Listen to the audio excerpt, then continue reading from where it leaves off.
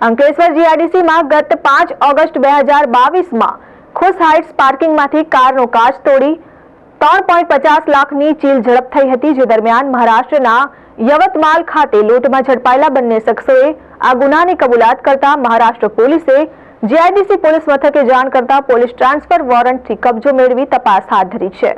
અંકલેશ્વર જીઆઈડીસીમાં સરદાર પાર્કમાં રહેતા વેપારી હરેશ શંકરભાઈ પટેલ ગત તારીખ 5 ઓગસ્ટ 2024ના રોજ ખુશ હાઇટ્સમાં નિર્માણ પામેલ મકાન જોવા ગયા હતા।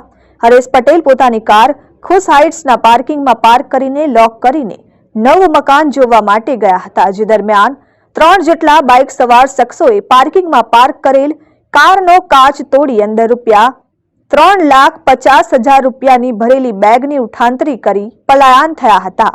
જે અંગે અંકલેશ્વર જીઆઈડીસી પોલીસ મથકમાં ફરિયાદ નોંધાવી હતી।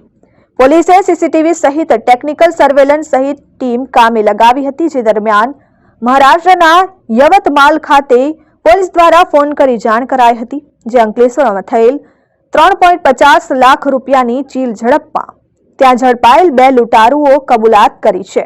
જેના આધારે એક ટીમ યવતમાલ ખાતે મોકલાઈ હતી, જ્યાં જીઆઈડીસી પોલીસે કોર્ટમાંથી અમદાવાદના દીપક ધીરુભાઈ બજરંગી અને મયુર દિનેશભાઈ બજરંગીનો ટ્રાન્સફર વોરંટથી કબજો મેળવી અંકલેશ્વર જીઆઈડીસી પોલીસ મથક ખાતે લઈ આવ્યા હતા અને તેઓ દ્વારા ચીલ ઝડપ કરેલ 3.50 લાખ રૂપિયા રિકવર કરવા માટે તેમજ અન્ય કોઈ ચીલ ઝડપ કે લૂંટને અંજામ આપ્યો છે કે કેમ તે અંગે કોર્ટમાં રજૂ કરી રિમાન્ડની તજવીજ હાથ ધરી છે।